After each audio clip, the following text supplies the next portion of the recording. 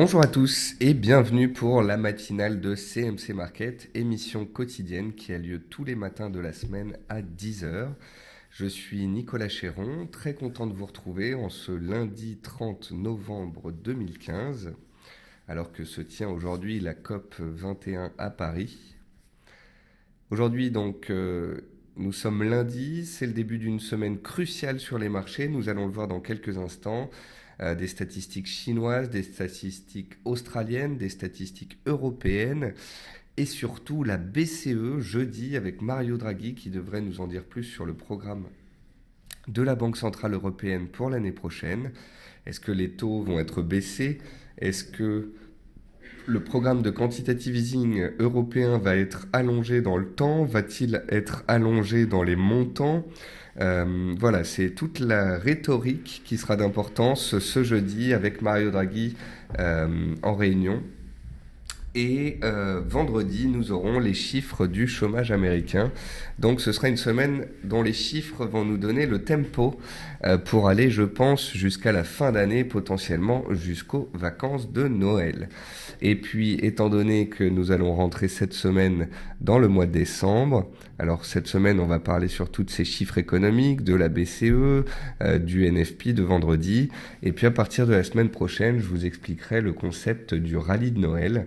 Le rallye de Noël qui est un facteur positif pour les marchés, qui commence autour du 10-15 décembre tous les ans et qui généralement soutient le marché actions et les indices boursiers.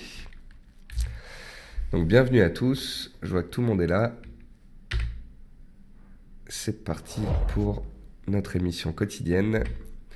Avant toute chose, un avertissement, comme tous les matins, avertissement sur le caractère purement informatif de cette présentation, sur les performances passées qui n'augurent pas des performances futures de certains actifs, sur les CFD. Je vous laisse en prendre note. Donc, une semaine cruciale sur les marchés boursiers, on va y revenir dans quelques instants, on épluchera ensemble le calendrier économique. Comme d'habitude, dans cette matinale, nous voyons les résultats d'entreprise, les décalages, les éventuelles annonces gouvernementales ou bien de banque centrale, nous voyons le calendrier économique, puis nous passons certains actifs en revue, puisque l'analyse technique permet d'affiner parfois le timing.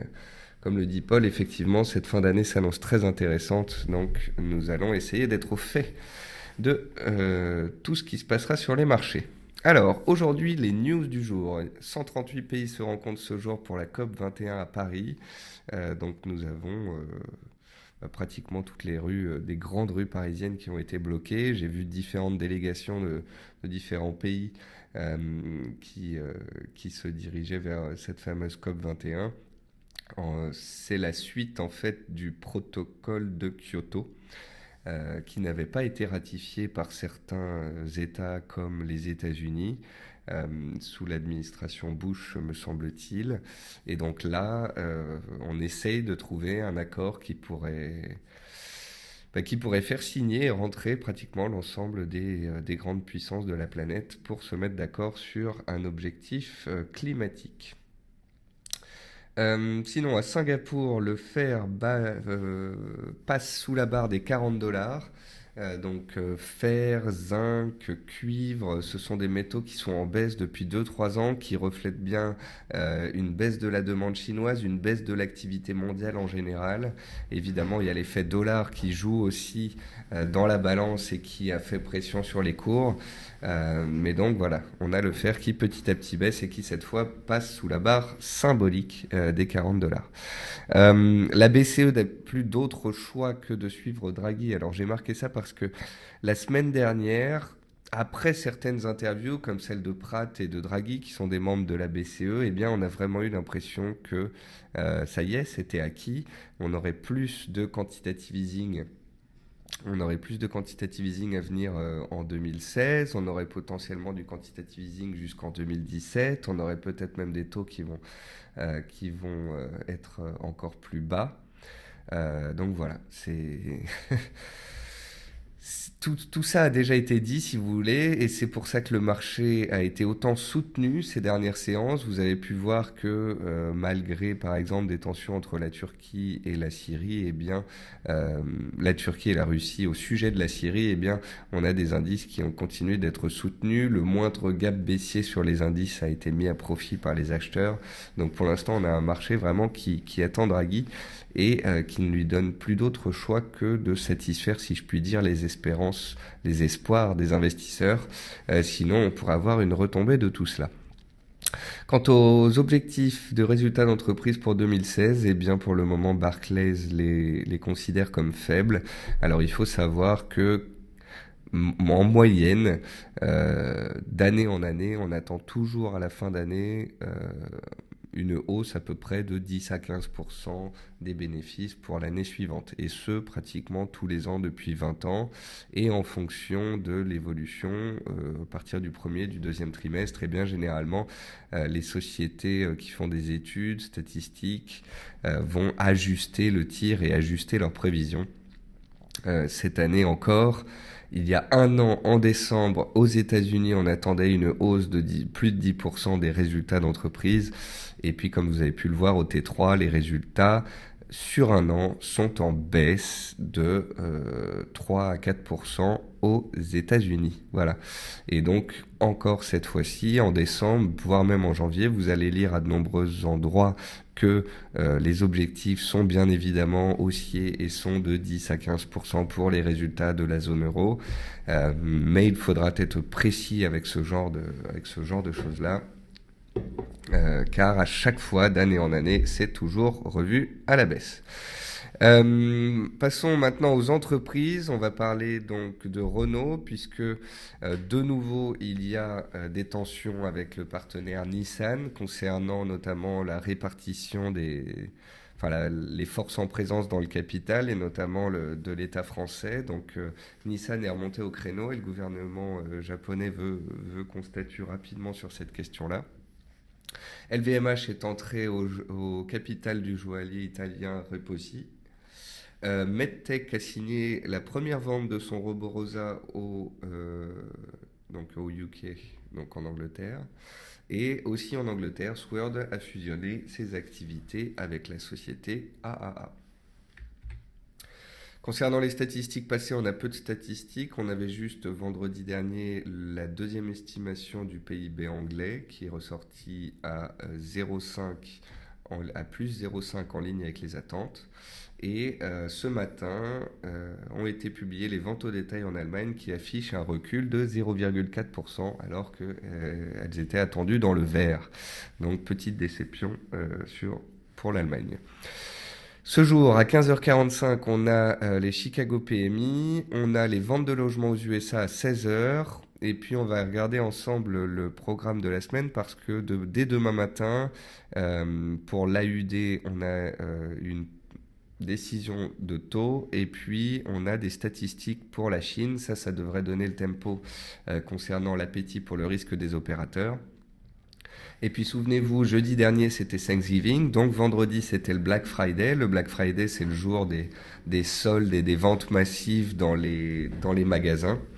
Et donc on attend les résultats publiés de Apple, de Amazon, de Walmart, sociétés qui vont nous donner plus ou moins la tendance de leurs résultats.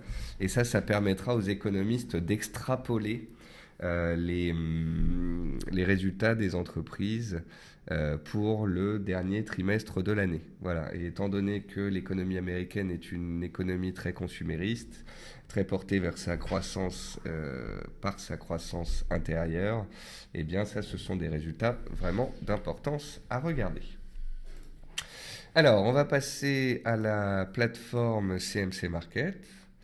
Donc, on va commencer par les indices boursiers, comme d'habitude, avec un DAX qui est toujours très en forme. Donc, je vous ai expliqué la semaine dernière que le DAX, donc vous voyez par exemple au cours actuel, le DAX est à 1000 points de ses plus hauts. Donc, le DAX cotant 11 000 points, il est approximativement à 9% de ses plus hauts annuels.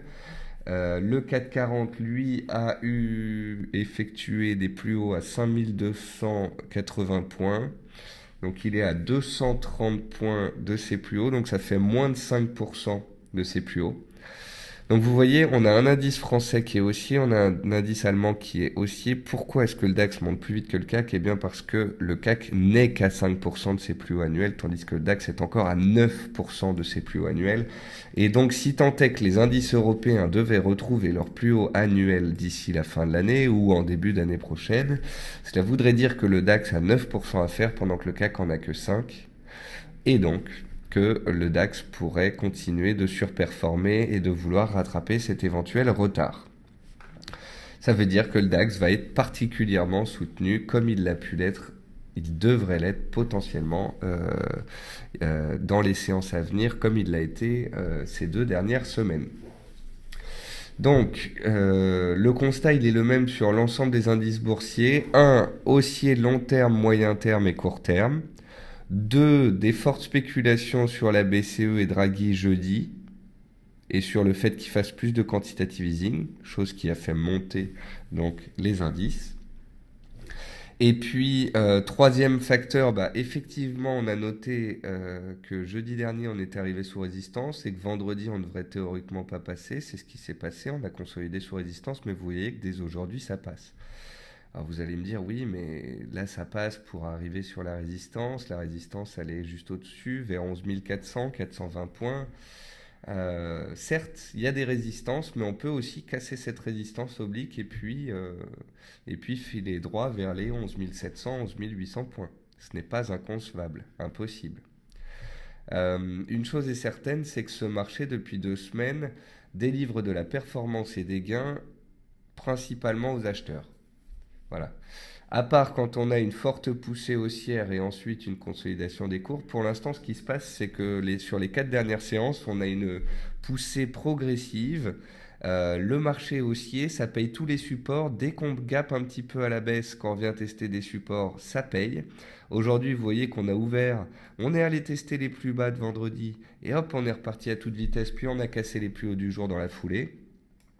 Alors oui, ça va pas forcément monter beaucoup plus haut. Oui, peut-être qu'on va atteindre l'oblique et puis qu'on va caler, puis qu'on va consolider un petit peu dessous. Mais rien ne nous dit qu'on ne va pas passer cet oblique en force.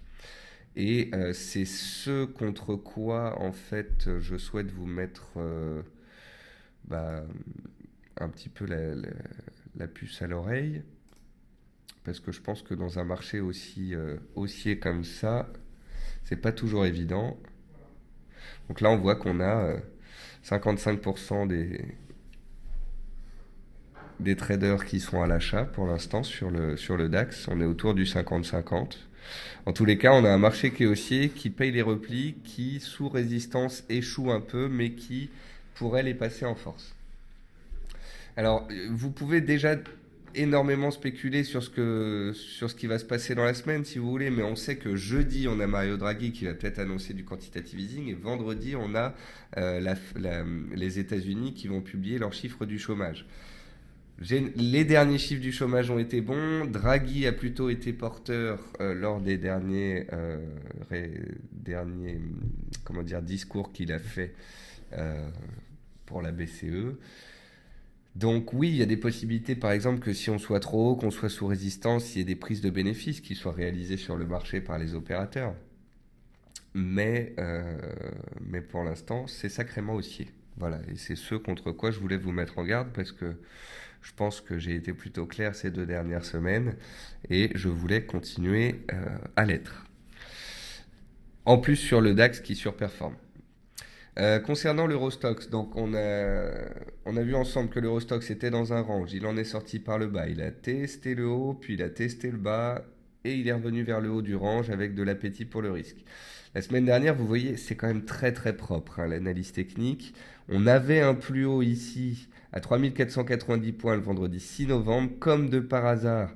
On est allé chercher ce point, on l'a dépassé jeudi 26 novembre, on a clôturé pile poil dessus. Vendredi, pareil, entre Thanksgiving et le week-end, on est allé chercher les plus hauts, puis on a clôturé dessus. Et là, en ce début de semaine, on a ouvert sur ce niveau, on a testé un peu les niveaux de vendredi, puis c'est reparti à la hausse.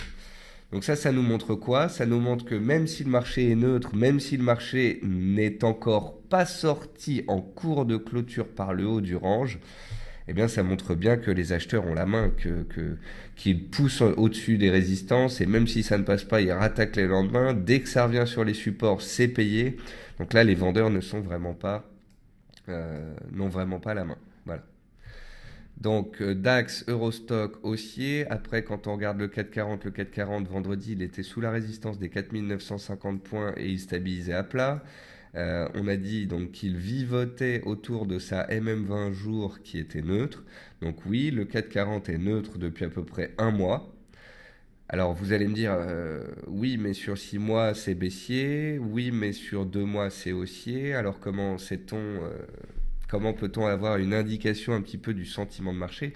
Eh ben, vous pouvez constater un fait simple, c'est qu'à chaque fois que le marché ces 2 dernières semaines, en cas de problème, est revenu sur support, c'est-à-dire pendant les attentats et pendant l'attaque d'un avion russe par les Turcs, les 2 fois ça a créé des replis, les 2 fois ces replis ont été mis à profit, mais extrêmement rapidement par le marché. Les opérateurs ont payé le jour des attentats à -2 et ont fait clôturer le CAC dans le vert. Et le lendemain de l'avion abattu par la Turquie en Syrie, ou à la frontière turque, dirons-nous, eh bien le CAC reprenait déjà 2%.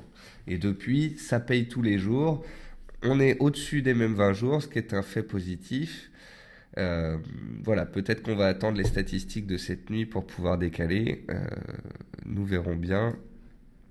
En tous les cas, il y a un beau programme de statistiques cette semaine. Justement, quand vous regardez un petit peu comme ça le calendrier CMC, donc vous voyez qu'aujourd'hui on est le 30 novembre, que demain matin, donc on a statistiques australiennes, chiffre du bâtiment, taux en Australie et puis PMI manufacturier en Chine. Donc demain 1er décembre, il y a déjà ça, plus des PMI en Europe. Le mercredi, ISM aux États-Unis, PIB au Canada. Le jeudi, on a en plus de la BCE le rapport des stocks de pétrole, l'indice des prix à la consommation, donc des chiffres d'inflation en zone euro. Vendredi, encore de la statistique australienne, chinoise, des PMI, des services cette fois-ci, et puis les ventes au détail en Europe. Et pour clôturer le spectacle, vendredi, les chiffres américains de l'emploi. Donc on a vraiment une semaine avec de nombreux chiffres économiques qui vont être publiés. Ça devrait faire bouger donc indice et monnaie chinoise, monnaie australienne, et puis l'euro, et puis le dollar, et puis tous les indices boursiers. En tous les cas, pour l'instant, on a de l'appétit pour le risque. Les résistances sont challengées sur les indices boursiers européens. La tendance est fortement haussière, et cela jusqu'à nouvel ordre. Donc comprenez bien que voilà, on fait état de faits. Depuis 2 semaines, quand on est sur les supports, on en fait état. Là, je pourrais vous dire, voilà, on est lundi, on est sous résistance, ça peut refluer, certes. Mais comme vous l'avez vu jeudi dernier, vendredi dernier, on reflue, mais 12 heures plus tard, on est de nouveau sous résistance. Donc voilà, faut-il pour autant prendre des bénéfices sur les achats? Faut-il prendre des ventes sous résistance? C'est à vous de voir. Toujours est-il que pour l'instant, le marché donne envie de les passer. Donc, méfiance, la tendance peut être votre ami. Et si vous êtes contre, peut-être votre ennemi. Donc ça, c'était pour les indices. Un biais haussier toujours bien préservé. Ensuite, sur le marché action, alors on a Eramet qui rend ses bénéfices. Donc Eramet qui était monté la semaine dernière lorsqu'on avait eu des annonces selon lesquelles la Chine pourrait potentiellement acheter du stock à certains miniers pour pouvoir les aider. Ici, sur Eramet, on a un canal baissier dont on s'est extrait par le haut et dont on est en train de faire un pullback. Donc potentiellement, Eramet a donné un signal la semaine dernière en cassant sa résistance, c'est-à-dire son haut de canal et sa MM20, et revient tester potentiellement support. Donc si l'action doit effectivement opérer à la hausse dans le sens du signal qu'elle a donné jeudi dernier, eh bien en fait, elle s'arrêterait sur les cours actuels, sur MM20 jours, elle relancerait en séance et puis demain potentiellement elle ferait de nouveau plus haut. Ça, c'était dans le cas haussier. Dans le cas baissier, on passe sous la MM20, on reclôture dessus et le signal donné sera potentiellement invalidé.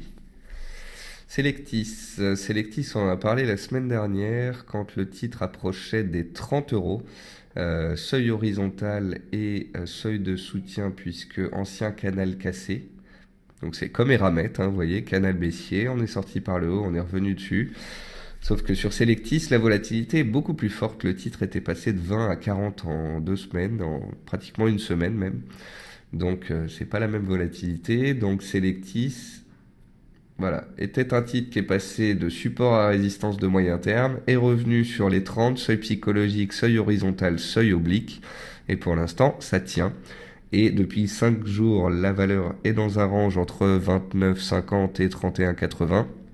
Et si elle casse les 31,80, 90 les plus hauts du jour, alors là, elle pourrait relancer sa dynamique. Parrot, toujours un petit peu en difficulté. La société Parrot qui a levé 300 millions d'euros alors qu'elle pèse 600 millions en bourse. Donc le marché a trouvé que ça faisait une augmentation de capital un peu forte. Et c'est la raison pour laquelle le titre a été sanctionné et a perdu pratiquement 50%. Alors, il y a eu un beau rebond qui s'est fait sur le seuil psychologique des 20 euros la semaine dernière qui a permis au titre de reprendre 15%. Mais les vendeurs, ce matin, se montrent déjà de retour. Donc faites attention. Ensuite, je constate que Vallourec, CGG, donc les entreprises du secteur énergétique, sont sous pression et dans le bas du tableau. L'énergie, donc, reste toujours de côté. Notez à quel point Vallourec a été propre vendredi dernier puisqu'elle a attaqué sa zone de gap. Si elle l'avait passé, ça aurait été un beau signal haussier. Je vous ai dit attention, voyons si en séance, en clôture, ce gap est dépassé. Cela n'a pas été le cas. Bel échec, et donc on voit un échec sous le gap, une mèche haute, et ça montre bien que cette résistance est une résistance clé. Donc voilà, si la valeur ne passe pas pour l'instant, on va attendre qu'elle redescende, puis on verra plus tard si éventuellement elle la challenge de nouveau. En tous les cas, les valeurs du secteur pétrolier sont toujours sous pression. Quant à CGG Veritas, vous voyez qu'elle tient son support, mais pour l'instant, elle ne décale pas. Alors elle peut être intéressante parce que la volatilité est très faible, elle est coincée dans un tout petit rectangle ici entre 3 euros et 3,30 euros. Et donc on peut en surveiller la sortie. Car en cas de rebond technique, vous pouvez voir qu'elle ne fait pas les choses à moitié. Par 2 fois, le titre était passé de 3,30 à 4,30, donc pratiquement 25% de hausse pour cette valeur. Ensuite, dans le haut du panier, on a Interparfums. Alors, Interparfums qui essaye de construire une base de moyen terme sur les 22 euros, qui est sur support. J'avais vu une résistance oblique sur ce titre. Voilà. Donc c'est ça qu'il va falloir réussir à casser pour pouvoir relancer une dynamique haussière. Vous voyez, on a une propre dynamique haussière ici, puis là une dynamique baissière qui se met en place avec des plus hauts de plus en plus bas. Donc là, il faut casser les 24 euros. Niveau horizontal, niveau oblique et MM 100 jours. Et si ça passe, alors l'action pourrait relancer une dynamique haussière. Valneva, ça c'est une biopharmaceutique que j'aime bien. Donc elle est dans un range entre 3,10 et 3,70, 3,80 depuis maintenant 3 mois. Vous voyez que le titre est bien payé avec des supports, notamment la MM20 jours qui fait support dynamique et qui accompagne le mouvement haussier. Là, on est en train de vouloir challenger de nouveau cette résistance. Donc il faudra voir si ça passe à la hausse, auquel cas ça ouvrirait un potentiel certain. Plastic Omnium aussi est un titre à surveiller pour ceux qui aiment bien les actions. C'est une valeur qui est très recherchée par les opérateurs. Le repli de cet été, ici c'est un graphique en données hebdomadaires, a été payé par les opérateurs. C'est reparti très rapidement à la hausse. Et là, on arrive sous résistance, c'est les plus hauts annuels et historiques. Si cette zone de résistance passe, alors ça ouvrirait la voie à des objectifs assez intéressants. La valeur était elle est coincée en fait entre son oblique de long terme qui a été testé vers 20 euros et puis sa résistance à 27. Donc en cas de cassure par le haut, on pourrait reporter la hauteur de la figure d'élargissement que vous voyez ici en bleu sur mon graphique. Reporter la hauteur de cette figure, ça donne un objectif théorique autour de 32 euros, c'est-à-dire un potentiel de 20% par rapport au cours actuel en cas de cassure par le haut validé, ce qui n'est pas encore le cas. En tous les cas, c'est une belle société, un beau parcours boursier. Sartorius Tedim aussi, c'est une belle société, un beau parcours boursier. J'étais tombé sur ce graphique-là il n'y a pas très longtemps. Vous voyez, c'est une société dont le cours de l'action est passé de 140 à 280 sur un an. Pour autant, lorsque la société a vu son cours de bourse stabiliser, les résultats sont sortis, étaient très bons, ça a fait repartir la dynamique haussière et ça n'a pas empêché le titre de prendre 20% de plus. Donc, quand il y a une tendance, ça peut continuer un certain temps. Alors après, on va passer aux matières premières. Donc cette semaine, je vous le répète, il y a des statistiques chinoises, il y a la BCE et puis il y a le NFP. Donc tout ça, c'est des chiffres qui peuvent faire bouger les métaux. Autant parce que les métaux sont libellés en dollars, donc si le dollar bouge, ça fera bouger les métaux. Et puis si la Chine publie des chiffres économiques bons, ça peut faire monter les métaux et inversement. Alors, on peut regarder le pétrole. Donc le pétrole WTI qui est en train de retomber sur les 40 euros, qui arrive toujours pas à sortir de son carcan. Donc le WTI est baissier à moyen terme, il est baissier sous résistance, oblique et horizontale. On a vu que la tendance pesait. Donc là sur le WTI, c'est baissier. C'est baissier, on est en train de se diriger vers les 40 euros et sous les 40 euros, il y aurait les 37 euros, soit les plus bas annuels. Pour inverser cette tendance et ces perspectives baissières, il faudrait des stocks de pétrole bien inférieurs aux anticipations de marché. Voilà. Donc on verra cela. Mais pour le moment, ni l'OPEP, ni les statistiques, ni le potentiel arrivé de l'hiver, ces facteurs n'arrivent pas à faire remonter les cours du pétrole qui restent sous pression. L'or, c'est la même chose, on est à 1055, on a fait des nouveaux plus hauts vendredi en séance, on les a testés ce matin.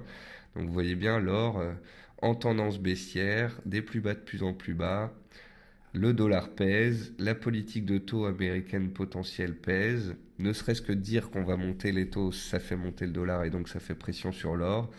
Et l'or s'approche donc des fameux 1000 dollars dont on parlait dans certaines analyses il y a 6 mois. Il y a 6 mois, je disais, les 1000 dollars semblent en ligne de mire. Alors oui, on y a été en dents de scie, comme l'or a l'habitude d'évoluer en dents de scie. Mais les fondamentaux de moyen long terme, c'est-à-dire la Chine qui achète moins d'or, la Chine qui ralentit alors qu'ils sont très férus d'or, et puis le dollar fort, eh bien ça, ce sont des faits négatifs pour les cours du métal jaune. Et puis le platine et le palladium, eux, pareil, sont toujours sous pression. Le platine sur des plus bas annuels, le palladium aussi. Le palladium, d'ailleurs, j'en parle dans mon dernier papier de moyen terme. Juste après l'émission, la matinale, je vous posterai une analyse sur les métaux et sur l'analyse technique. Pour ceux que ça intéresse, c'est dans la partie actualité et analyse sur le site CMC. Et puis pour finir, je vous parlerai des devises. Donc sur les devises, d'une part, je vais vous parler de l'euro qui reste sous pression dans un canal baissier avant la BCE. C'est très compliqué de faire des anticipations sur ce qui pourrait se passer. Si Draghi fait ce qu'il a dit, c'est-à-dire qu'il baisse les taux et ou qu'il allonge la durée du quantitative easing, eh bien l'euro-dollar pourrait glisser un peu plus en direction de ses plus bas annuels qui se trouvent vers 1,0460. On est à 1,0570, on est à 100 pips des plus bas. Il y a eu beaucoup d'anticipation avant la BCE, donc il n'est pas dit que avec la BCE on fasse une mèche basse vers les plus bas et puis qu'ensuite ça remonte un petit peu et que ça ne casse pas si facilement que ça. Il peut y avoir une vente de la news par les opérateurs, donc il faudra faire attention. Très difficile de spéculer en amont de la BCE. Je préfère attendre jeudi, faire état de ce qui va se passer et alors on pourra émettre des stratégies pour la suite. Je voulais vous parler aussi de la livre qui approche des 1,50. Alors il n'y a rien pour moi à 1,50 qui peut l'empêcher d'aller plus bas. Néanmoins à 1,4950, il y a une oblique qui passe par tous les plus bas. C'est l'oblique qui lui avait permis début novembre de rebondir. C'est là qu'il pourra peut-être se passer quelque chose. Donc je dis pas qu'il faut acheter de la livre, je dis pas que ça va rebondir. Je dis attention, la livre à 1,4950 arrivera de nouveau sur son oblique testé en début de mois et pourrait donc tenter quelque chose. Je vous ai montré aussi la paire USD-Yen la semaine dernière. Je vous ai dit que tant qu'on tenait la zone des 122,50, ça tenait bon. Ça a été le cas, on a tenu bon et on a relancé. Donc tout comme les indices, la paire USD-Yen, elle est haussière avec les acheteurs sur support. Et tant qu'aucun support ne casse, eh bien ces derniers sont payés et relancent. Voilà. Et dans pareille configuration, eh bien, attendre qu'un support casse pour vendre, pourquoi pas. Et tant que les supports tiennent, eh bien, ce sont les acheteurs qui profitent. Concernant la paire AUD-NZD, on est sorti d'un canal haussier et on latéralise en attendant les prochains chiffres, notamment ceux de cette nuit concernant les taux australiens. Et puis, concernant la lire turque, ça stabilise à plat. Et sur les monnaies comme le rand sud-africain, la lire turque et tout ça, on arrive sur les plus hauts annuels. Donc le rand sud-africain, petite consolidation ce matin. Et la lire turque, après 5 semaines d'affilée, petite consolidation ce matin aussi. Et vous voyez que cette consolidation ne se fait pas n'importe où, elle se fait exactement sur une résistance que l'on retrouve des élections turques fin octobre, quand il y avait eu un gap baissier, et donc ça avait créé une résistance sous laquelle on se trouve actuellement.